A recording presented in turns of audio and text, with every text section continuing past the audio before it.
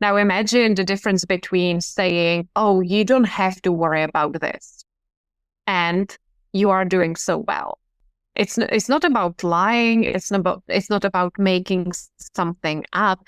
It's just a slight shift in how we word things. Before we dive in, let me tell you about the book that started a podcasting revolution, Make Every Podcast Want You.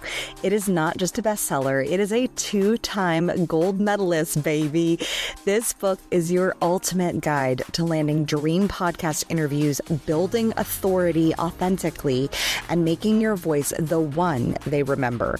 If you've got a message and a mission, this is your mic drop moment. Grab your copy today in the link below and step into the spotlight that you were born for.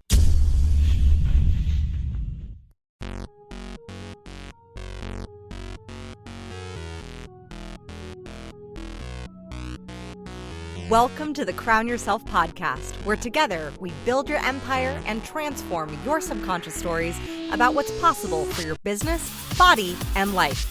I'm your host, Kimberly Spencer, founder of CrownYourself.com, and I'm a master mindset coach, best-selling author, TEDx speaker, known to my clients as a game changer. Each week, you get the conscious leadership strategies you need to help you reign with courage, clarity, and confidence so that you too can make the income and impact you deserve.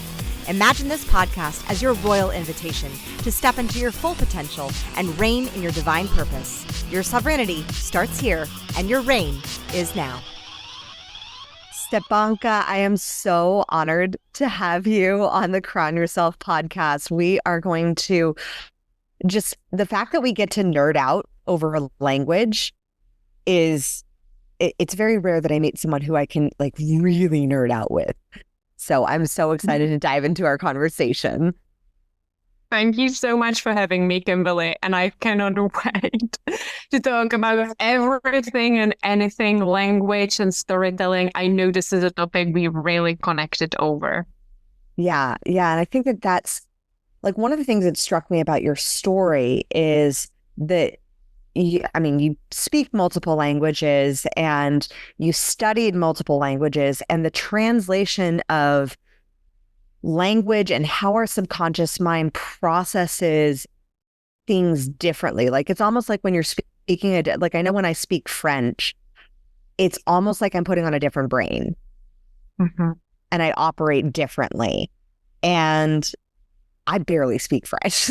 I'm like toddler style French, but that process of how the subconscious mind adapts and understands and grabs onto different language that's not familiar in other languages is something that I'm so fascinated with. And so what have you seen are some common traits, some common words, some common phrases that just don't map across?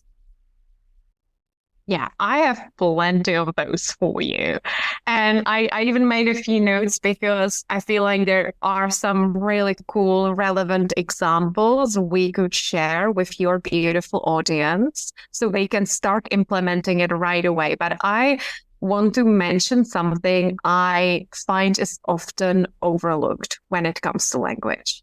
Because if you are tuning in right now, you might have already heard that it's so important to use the right words to describe your life experience in a positive way, right? And how we speak to ourselves inside our minds matters. And I find that sometimes people get bored a little. They're like, yeah, I've heard that before.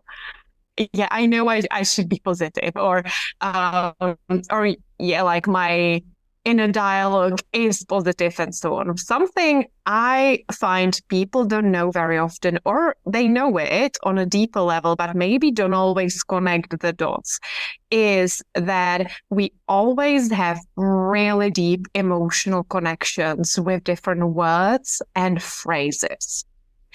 And because my background is actually linguistics, I studied linguistics and German language at university. Very different. So I come from the Czech Republic, and Czech is my mother tongue.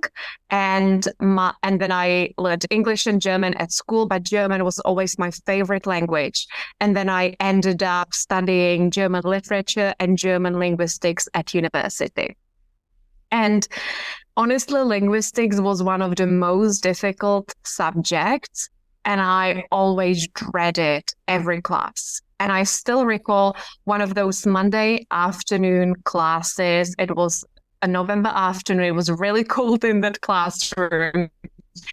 And the teacher handed us these sheets of paper that had words on one side and blank space on the other side. And she asked us to write down the first thing that comes to mind when we see a word. So I thought that was different. That was more interesting compared to what we had been studying previously. And all of us wrote down different words, and then we read them out loud. And what struck me, what really stood out to me, was that there were similarities, but then there were huge differences between the words we wrote on the other side of that sheet of paper.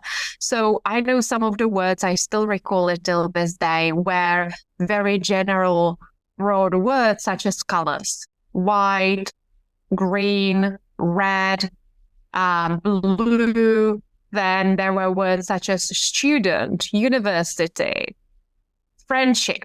So when it came to the colors, the majority of the classroom were girls, and a lot of them said things such as wedding, the wedding dress, when it came to the color white. And I'm like, wow, that's so interesting.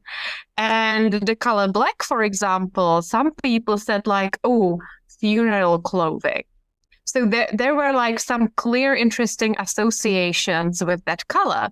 And then red, for example, was stop for majority of people, stop at traffic lights. Then green, a lot of people said nature, healing, right? So these were like no-brainer words. But then it got really interesting. The word student, I remember it so clearly. Some people said joy, books, university, while other people, someone had like being broke, having no money. And I found it interesting because we all associated different things with that same word. And years later, when I was studying hypnotherapy, the first thing we learned was language is everything. It's all about the language, the way you speak to your client, the words you use when you are guiding them into hypnosis. Because you could use the same hypnotic technique with two different clients, and it could really land and resonate for one of them while it might not work for the other person. That's why I sometimes say general hypnosis recordings on the internet can be great for things like relaxation. But if you're tackling a deeper personal issue, working with a hypnotherapist is key, because we don't want your subconscious mind to reject certain words because it doesn't resonate for you on a deeper level, right? So if I was being very technical and I said things in a robotic way, it might not resonate with the client. Or if I described their dream or their fear with my own words instead of using their own words, it will not resonate. So there is a deep emotional connection we have with words, and it really is a feedback loop. So you might see a word on a sheet of paper and it might bring up emotions if you are self-aware enough, if you give yourself the space to feel into that. But in the same way, when you use a word, it's impacting how you're feeling. Is it making sense so far? No, I mean, perfect sense. Because I know that I was teaching a health and wellness body image seminar at a community college, and I asked the community, I said, "Are Cheetos good?" And half of them raised their hand, and half of them were like looking at the teacher like, should I say that they're good or should I not say them, because it was a health and wellness class. And like good is such a it's such a broad spectrum word, like good, how specifically? Like good for your body? Probably not. Do they taste good? Maybe for some. Like, are they good for you health wise? So there's all of these different connotations of how the word good or right or, bad can be taken versus, a more specific word. But even still, like, if you bring up a word like mother or mom, for different households, it's going to have different meanings. Absolutely. I have actually done this experiment with my clients and in some of my courses. So I remember that exercise from university, and I made a list of words that I thought would be interesting. And there were words such as men, women, sex, success, money, spirituality, entrepreneurship. And what is the first thing that comes up for you? And such a simple exercise can give you a real insight into your limiting beliefs, into how you are really feeling. And when I did this for myself for the first time, many years ago now, when I was studying hypnosis, I remember the word women felt really heavy. My first association was like betrayal, bitches, cannot be trusted, right? It gave me an insight into the trauma I had, into how I was really feeling, even though consciously I was saying like sisterhood, let's support each other. I had some deep unresolved wounds around sisterhood and around other women. And the same applied to money, to spirituality, right? So it can be really interesting. So it's not only about, the words you say, it's about the feelings that are attached to it. And you can also use it to your benefit. You can work with words in so many interesting ways. And I know one thing that both you and I really resonated with was the hypnobirthing language.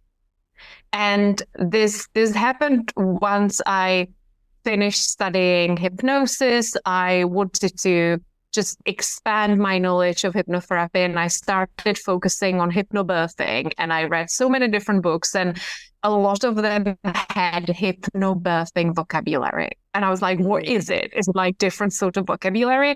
And it made so much sense because they would replace certain words with a more positive one for that very reason. Exactly, because as soon as we hear a word, it can bring up emotions. Now imagine you are a mother giving birth and someone says something that brings up fear, right? We know how important oxytocin is, for example, and fear can like really shut you down. Yeah, absolutely. So I know the examples are like failure to progress, slowed labor, or contractions is surge or a wave or a sensation, complications, special circumstance, delivery, birthing, right? So pain could be replaced with pressure. Right. So there are just beautiful examples of how you can say things differently. And then I thought to myself, how can we use this in the healing world, in self-development? How can we make similar changes to empower us in everyday life? Yeah, I mean, I finished 75 hard and I stopped calling it 75 hard because when I called it 75 hard, it was really hard. It was hard to do. It was hard to find the time. It was hard to make the time. It was hard to keep the commitment. Everything about it became hard versus I just started calling it my program. I'm on a program. I'm doing a program. And I just honored the process of the program, not the hardness for the sake of hard.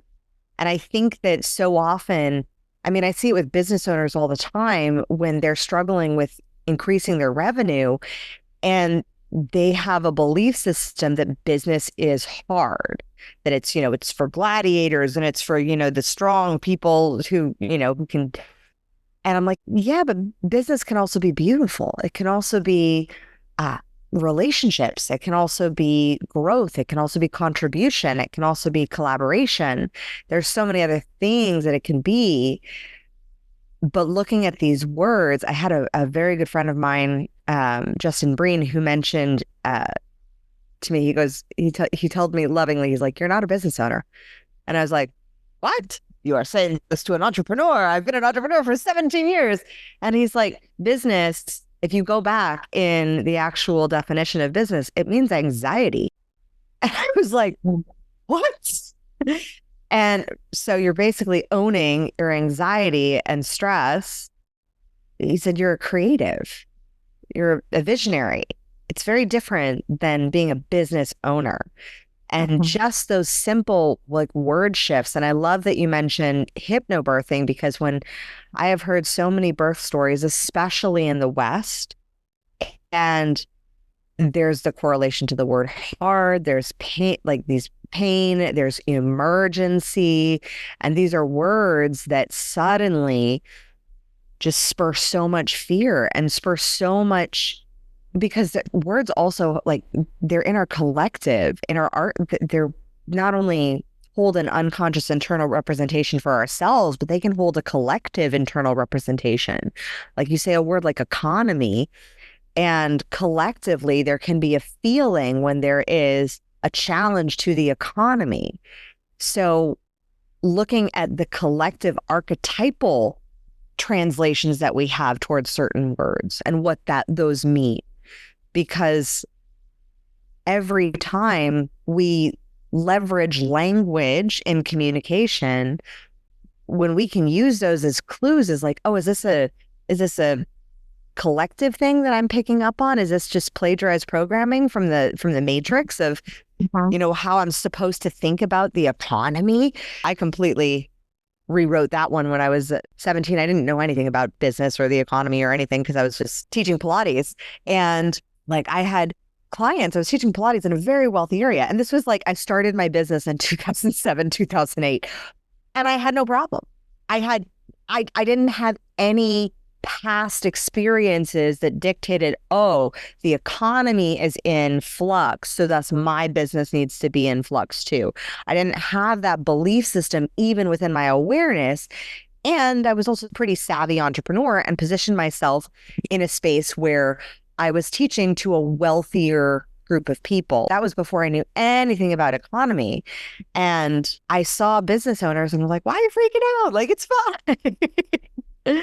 So just being able to understand that sometimes ignorance and playing the card of the fool, that can actually be a really blissful place to be, because we don't know. We don't have to buy into the belief systems that people think that we need to have, or that the collective even has. I say, as an entrepreneur, you create your own economy. If you want more sales and more wealth, then go out and make more sales, or go have a team that goes out and make more sales. So when you look at a reframe as a hypnotherapist, what are the common ones that you're seeing most often are tripping people up, that if they just simply changed a word, that it changes everything? It's anything to do with challenges, mistakes, failure, problems.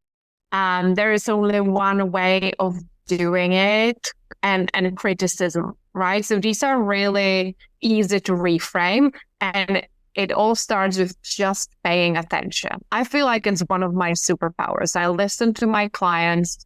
They have access to me on a private app where they record voice notes so I can coach them between sessions.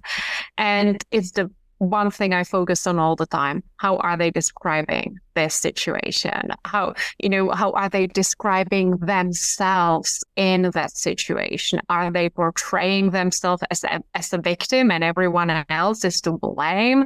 Or is it like, oh, it's a hopeless case? So I find that criticism could be literally reframed as one person's opinion.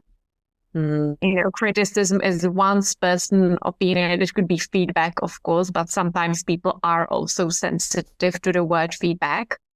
That's literally what it is. So let's call it what it is. It's one person's opinion. And problem solving. solution creating? Is it not much better? Or a challenge, of course, is an opportunity. And I think like that's one that maybe people are a little more familiar with. Mistake is a learning experience. And let's be honest, it really is what it is. It's not just me trying to be like super positive and create a positive version of every word. It is a learning experience because yes, we learn from doing things over and over again, but we learn way faster from making a mistake. We will remember for next time. Yes. Every time that like there's a great book series that I got my my boys. It's called What Do You Do? It's called the What Do You Do series. When they have what do you do with a chance, what do you do with an idea, and what do you do with a problem? And I love the problem one was the first one that I got. And this little boy is trying to avoid and escape and hide from his problem. And the problem gets bigger. It's this little shadow of a rain cloud that just keeps growing and growing. And then the child ends up like realizing I have to face it. And then as soon as the child faces the problem, a whole world of color opens up in the book. And it's like, here's all the beautiful opportunity that you have in front of you that you didn't see before, that allow you to be brave and to think differently and that shift and mold your identity. And I like my favorite reframe is always problems to opportunities or challenges to opportunities or mistakes to opportunities. Is like, it's the question that I ask my clients that makes them want me to punch. I pre-frame it. I'm like, this question is going to make you want to punch me in the face. And anytime they are facing a challenge, even if it's a hardship or a death in the family, I'll say like, how is this actually the best thing that ever happened to you? Powerful. And that in and of itself, it gives permission to see the good. Yeah. It's a shift in perception. That's all it is. Then I also think that it all comes down to speaking to other people, the way we speak to them. It's not just about how we speak to ourselves, but also how can I speak that way to other people. So it creates an even more powerful ripple effect. So exactly what you just did for someone else. And now imagine the difference between saying, oh, you don't have to worry about this, and you are doing so well. It's not about lying. It's not about making something up. It's just a slight shift in how we word things. If you're listening to this interview thinking, I want to do that, I want to be on more podcasts, I want to share my brilliance with the world, then I have got the service for you. It is called Podmatch. Think of it like Bumble, but for podcasting. This AI-powered platform matches you with the right podcast host so you can pitch less and get booked more. I've used it to land aligned interviews that amplified my voice and built my brand. It is literally one of the few services I recommend in my best-selling award-winning book, Make Every Podcast Want You. Sign up now at podmatch.com in the link below. I once worked with someone and she said to me like, I am only an admin assistant. And I said to her, remove the word only. I am an admin assistant, right? That's a whole different energy, whole different way of saying things. Another thing I often remind my clients of is to pay extra attention whenever they are using words such as never, ever, always. I always make a mistake. I never get what I want. Exactly, yeah. Right? They are such strong words. You're literally saying a very powerful affirmation that's going to manifest that reality. I'm curious because as someone who's incredibly conscious with their language, and like my husband and I are both trained as master practitioners in NLP, and like Conscious Language, The Logos of Now is one of my favorite reference books. And yet still, I hear my children say certain things that I'm like, I really don't think I say that. Like the drama basically of like, I never get it, you know, that. And I'm like, have you noticed with your hypnotherapy that is a generational programming, that's collective programming, that is, or that there is just that inner child of our little burgeoning personalities that are trying to navigate their way, and that when we manifest that and when we repeat that and when we ingrain that as children, and it's not course corrected and it's not challenged and it's not, reframed, that's what causes us to be children as grown-ups. I think it can totally be a combination of all of it. And also, sometimes there was a reward attached to some of those behaviors. So whenever you can, and that's not to say your children are doing, but that's something I've spotted with my clients a lot. Whenever I hear them using this empowering language, it's actually less about the language, it's more about the feeling and what that meant when they were little. So, for example, portraying yourself a little bit like a victim could be connected to the reward you would have got as a child if you were a victim of some sorts. Let's say an older sibling picked on you, teased you, wound you up, you end up crying, your mom comes over and soothes you, and you get a reward, you get loads of love, you get loads of attention. And then we can also create this connection that, maybe like if something bad happens to me, I get this extra attention I don't normally get.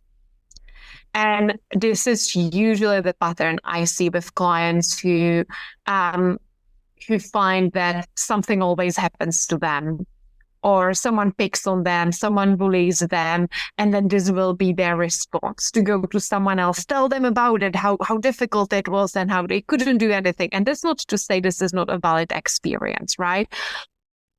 Like, your feelings are valid, regardless of what's happening, regardless of what patterns you are experiencing. Your emotions matter, how you feel matters, but very often it can be connected to something. And I'm saying it with all the love in my heart, because that was the case for me too.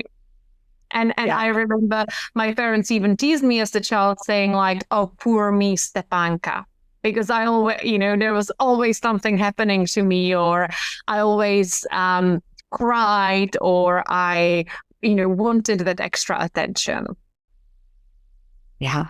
Yeah, you and I are very similar in that, like that, because I look at it with my children, and I'm like, oh, okay, I see. I mean, I was just having a conversation with my mom. I was like, I was a bit of a dramatic child. She's like, I don't remember that at all. But I was rewarded. I was like, Mom, I would have an argument with a friend and I would jump out the window. It was a first-story house. But I would like leap out the window and run into the backyard, escaping into the night sky to swing by myself and have alone time. She's like, oh, I guess you were really dramatic. But I would get attention in that way. And it was negative attention, but the reward is the attention. And I think that's one of the Trojan horses of a lot that keeps a lot of people down, quite frankly, especially as they're growing and creating and putting their work and their art into the world, is the fear of the negative attention, the fear of rejection, the fear of the failure, but also the the positive attention that comes from things not going your way. And it's not tall poppy syndrome, but it's almost like commisery. The commiseration that we can have of just being like, oh yeah, you're right. Oh, that happened. Your sales pipeline is not filling up. Yeah, I completely understand. Yeah, that happened to me. Yeah. And we get to have this like commisery conversation. So where is the line between expressing, hey, I'm having this experience. It sucks and I don't like it in my business and my art and putting my work into the world, and sharing about it, versus looking at it from like, are we looking for solutions? Where is the line from the experience and in a relationship? Yeah, because it's important that we can share with one another what's real for us. We can share our emotions. I love this question so much. So I would say there is a big difference between what I would call emotional venting and sharing. And when it comes to sharing, we have to take full responsibility for what we might be dumping onto other people. So if you know that someone has been going through something and you want to share, you can literally even ask, like, are you in a good space for me to share this? Are you open to receiving what's been happening for me? I feel like this like next level communication rule, asking other people if they even have the capacity, because sometimes when we don't receive that sort of feedback we expected from a friend, it could literally be that they didn't have the capacity. It's nothing personal. It's not that they don't love you, that they don't care. It literally is that maybe their inner well was empty that day. So you could literally ask a friend, can I share? And also check in with yourself. What are you expecting from this conversation? Is it literally that you just want to share and it's still very raw, very emotional? And in that case, you might not want feedback. So say that, like, own it. Say, like, right now, I'm not ready for solutions. I don't even know what I'm going to do about it. I literally just want for you to hold space for me and get it off my chest and share it. And it could be messy, it could be raw, and that's totally okay. When it becomes emotional venting is when there are patterns. We keep saying that same story about that same person at work, this same scenario over and over and over again, and we don't want to hear feedback. We don't want to look for a solution. But it's no longer a raw situation when we're like, I'm still processing, I'm not ready for solutions yet. So that's literally you dumping it onto someone else and what you actually want to hear back. Because very often, if that's the case, we don't want to hear a solution because we are enjoying that story. And this can be really triggering, and I'm really aware of it. But I feel like people listening to this might really get behind this idea that sometimes we actually subconsciously benefit from our sufferings. Exactly what you said about that powerful question, like, how could this be an opportunity? How could this be the best thing that's ever happened to you? Something I ask my clients is like, okay, if you were really honest with yourself, if you didn't hold back, how is this situation benefiting you? How are you benefiting from this secretly in like a messed up way? How are you benefiting from suffering in this way? And very often there will be some sort of a benefit. And you will see this a lot, especially in more of like therapy environments or when you're supporting someone who's been struggling with the same thing for a long time, like there will be hidden benefits there. And again, I'm saying it with all the love in my heart, but sometimes even a chronic illness can actually be a manifestation because let's say when you were healthy, you didn't get this attention from your partner. Now that you are ill, they are more attentive. They are asking you how you are. They actually come and listen. Or maybe other family members all of a sudden are visiting you and asking about you and bringing presents. Like, ooh, what if that's the hidden benefit? And in that, yeah, sorry, go ahead. Oh, I was just gonna say my mom had that exact experience when she threw out her back. And suddenly my dad stepped up, was more attentive, was serving her instead of the other way around. And after a while, like because I was a Pilates instructor for 13 years, I was like, Mom, your back, it should be healed by now. And if it's not, like, we need to look at some other exploratory options. But like I asked her that question. I said, what is the benefit that you're getting from being on the couch? And she had to admit that one of the benefits, in addition, she did go get some regenerative therapy, but like the benefit was she wasn't having to mother my dad. She was getting to be served by her husband, which was a big difference. And that experience, so like, yes, I have literally seen chronic pain and illness manifest in a way that is of benefit to someone. Right. And maybe it means that we don't have to face something that feels really uncomfortable.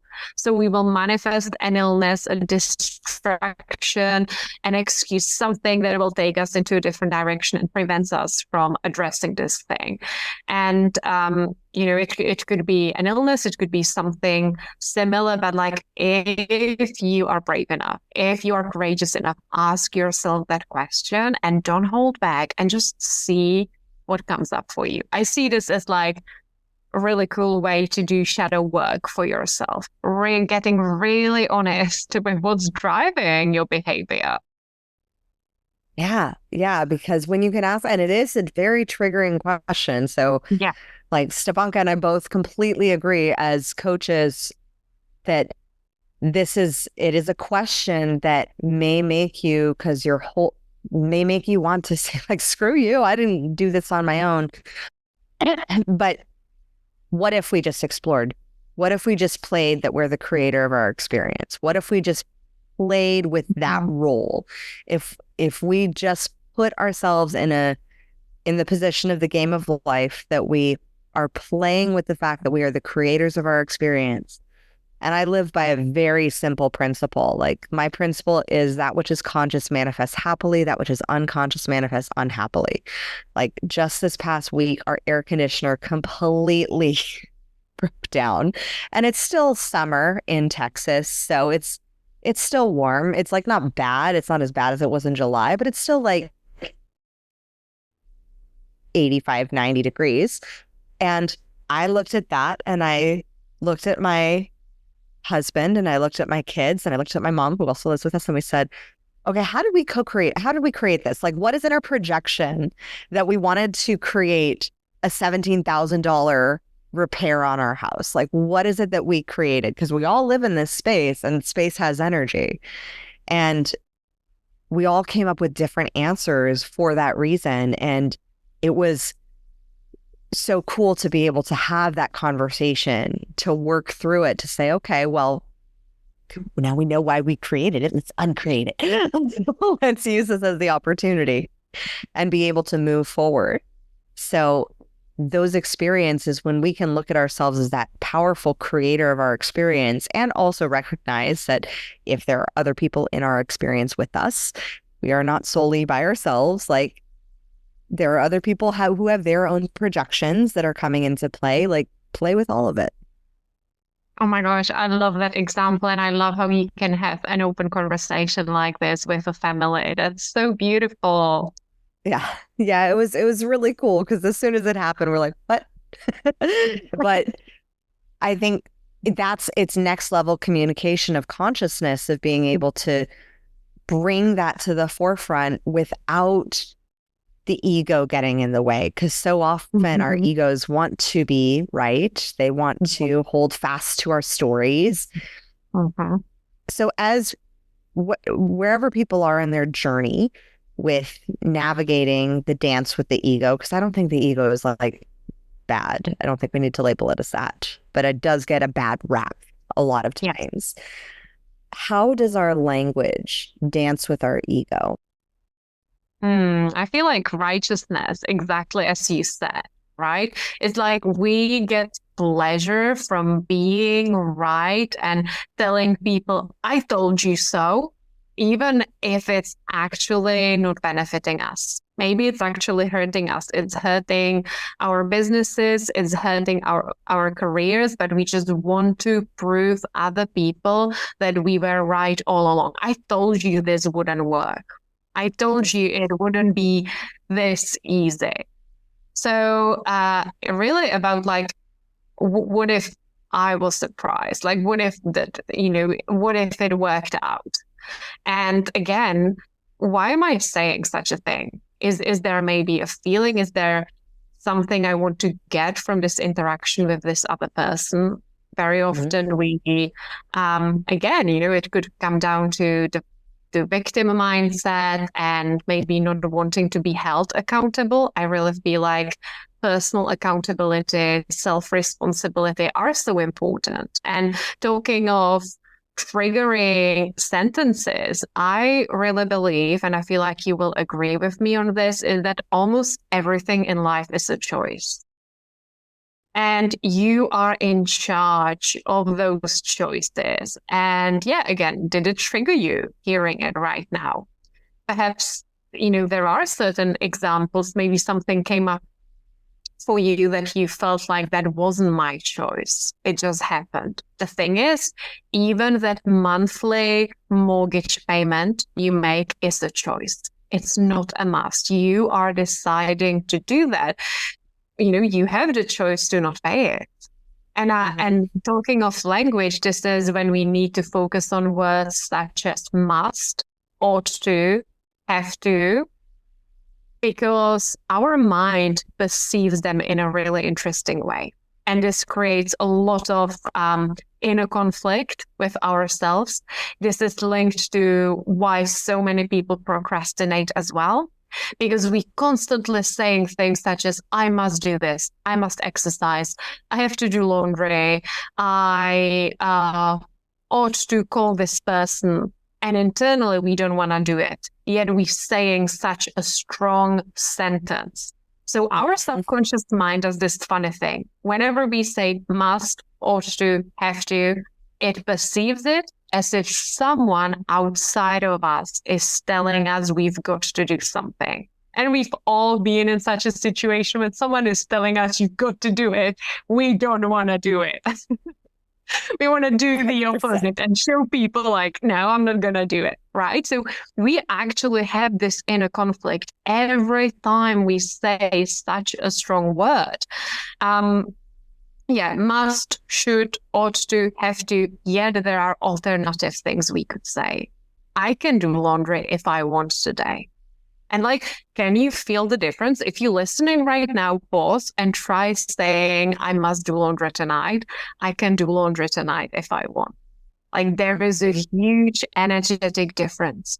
And words such as can, I am choosing to, I am going to, it's got a whole different feeling. And when you say those sentences, even inside of your own head, it doesn't have to be said out loud, your subconscious mind feels like this is a decision I am making for myself. It comes from within. It's not like something or someone outside of me is forcing me to do it. So we are actually more likely to do it. We are less likely to procrastinate, to resist that task. And it's very heavy. It's very heavy to be saying things such as, I should lose weight. According to who? Who is saying that? Right. Yeah. So sometimes it is a social pressure. Sometimes it is that other people are expecting something of us. But in most cases, it's the pressure you are putting on yourself without even realizing it. I ought to go to the gym. Otherwise, I won't get back in shape. Right. So I am choosing to go to the gym tonight because it makes me feel good. Such a big difference. Or you could say, I could do laundry tonight if I want, right? It's much more empowered. Nobody's forcing me to do laundry. That's a choice. But so often we don't realize they are choices. I don't have to do laundry. I don't have to wash any of my clothes. I could be wearing the same smelly, skanky clothes. It's a choice I'm making that I want fresh clothes. Yes. That's a choice I wish more little boys would make. Because, and just being able to use that language of get to, choose to, I love how you said that it puts it in the place of empowerment and ownership rather than that perception. Because I think that's a lot of what pulls us out of our self-sovereignty is when we have that perception of things pulling us that are outside of our control, when freedom is our birthright. When freedom and self-direction and self-awareness, that is our birthright, versus being pulled and tugged in this matrix of life and the world. So I love that you said that about the have-tos and the shoulds and all that, because I've never heard it said in that specific way. And it's so accurate as to what I've been seeing over the years of developing my own consciousness as well as working with clients as who are expanding theirs. They're so often, most of the problems in life are because we are divulging power to some amorphous third party. Oh my gosh, I love how you worded it just then. I spoke to a client yesterday and she said, oh, I have to post on social media and sell this thing again. And who's forcing you? So, if you do it with that energy, you will be resisting it even more. It's going to get heavier and harder and more difficult every time you do it and you feel that way. Make it a choice and own that choice. And then word it differently then. It is going to shift the way you feel about it. And I know these are like some really specific examples, but sometimes in the tiniest of words, tiniest of shifts, like you have a new book coming out, or maybe by the time this episode is out, your new book is already available, and you could have felt at one point like, oh, I want to write a book, but I have no experience whatsoever.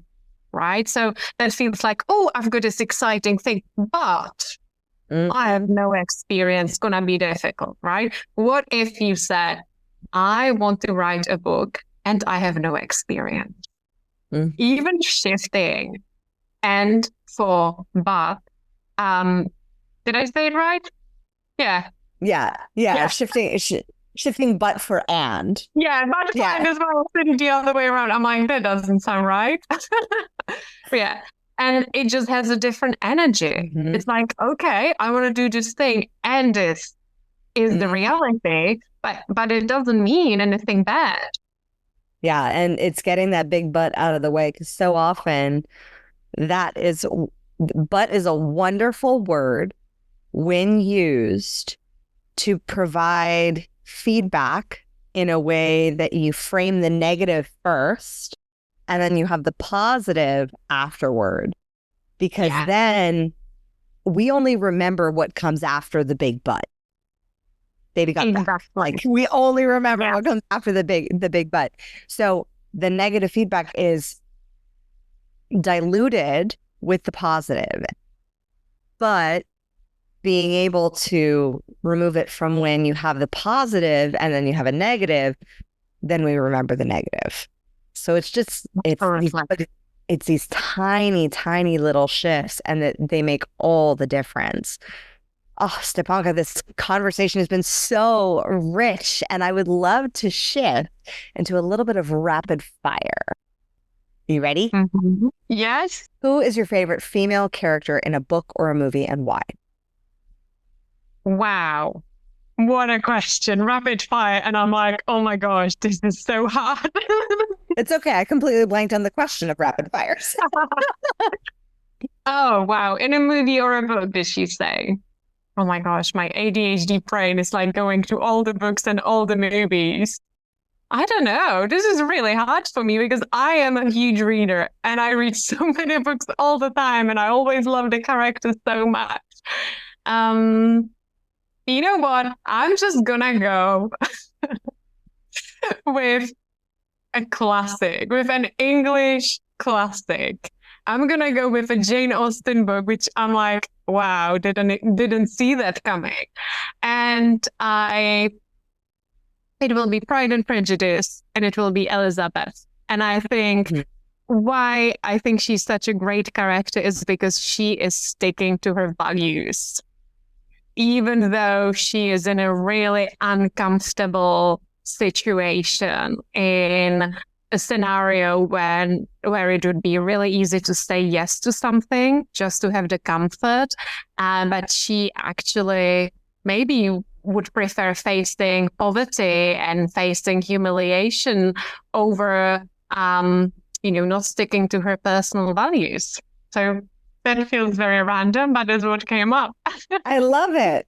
What woman, alive or alive and in her time, would you want to trade places with just for a day? Like be in her body, see how she thought.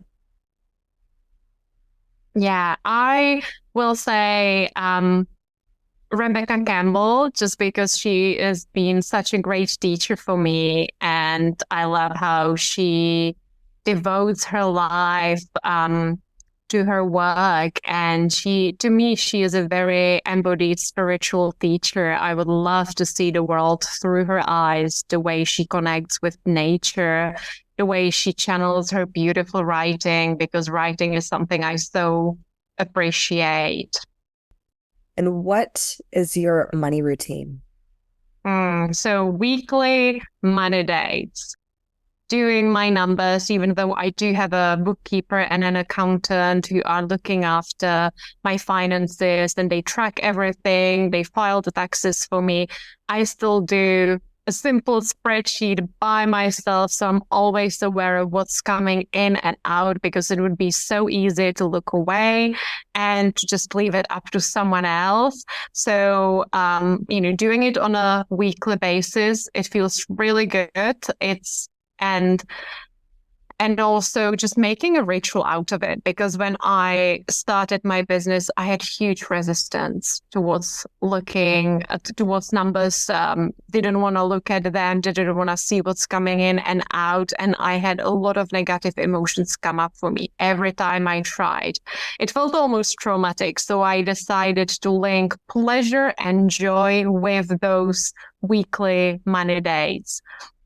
So I would light up a candle. I have a special playlist I play. I make myself hot chocolate or cacao or a delicious tea. And I will actually start by writing a gratitude list, pulling a card from an abundance deck, then doing my numbers, then celebrating them. Whatever there was on that spreadsheet, I would celebrate it.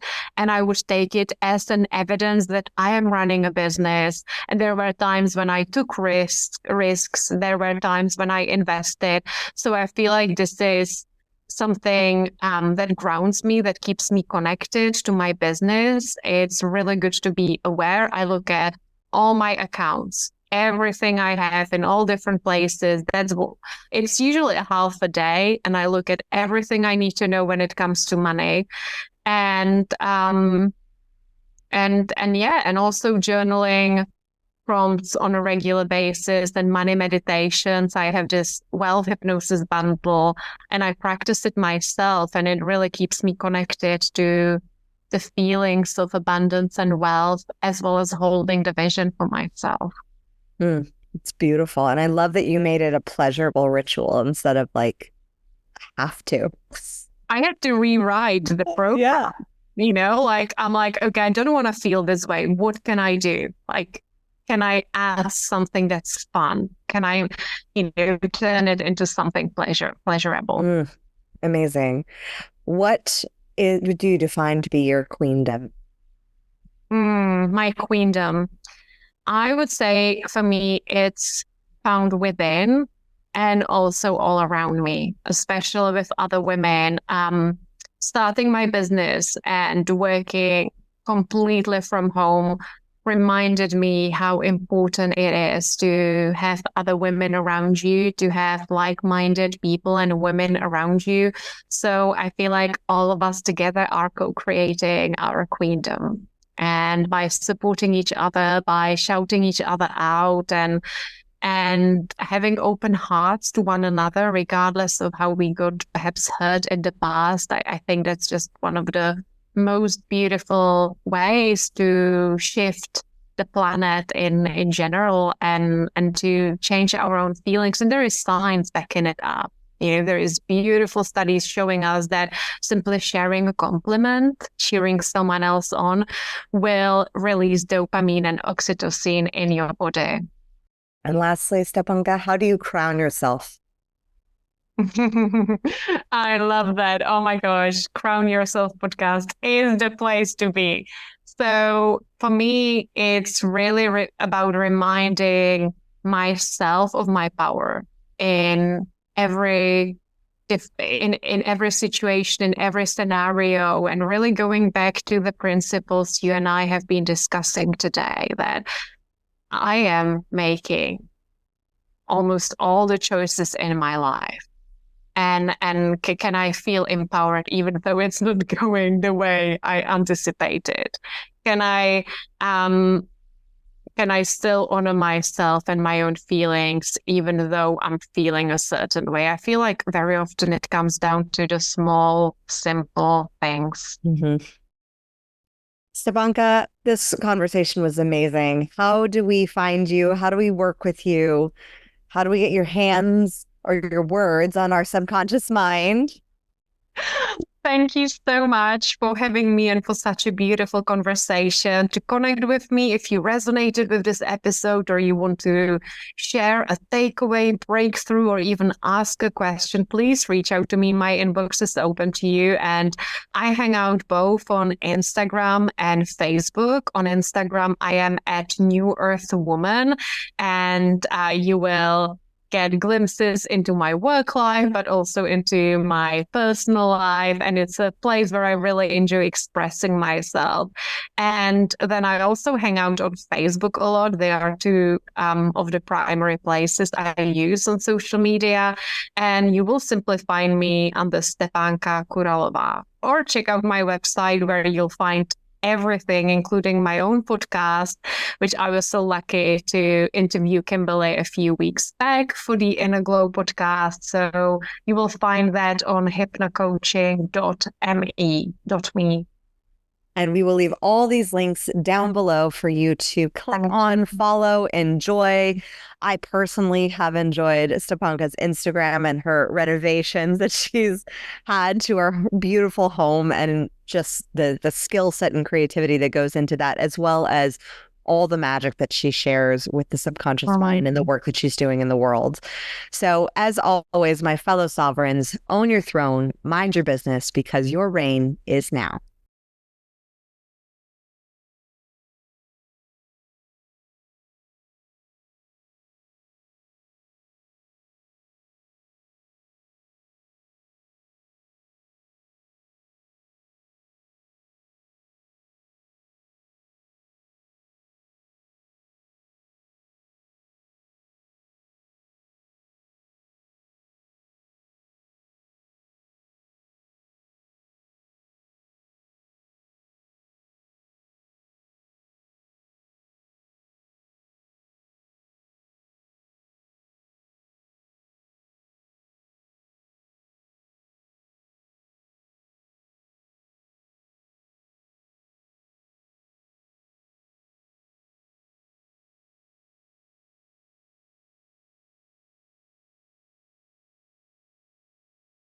Thank you so much for tuning in today.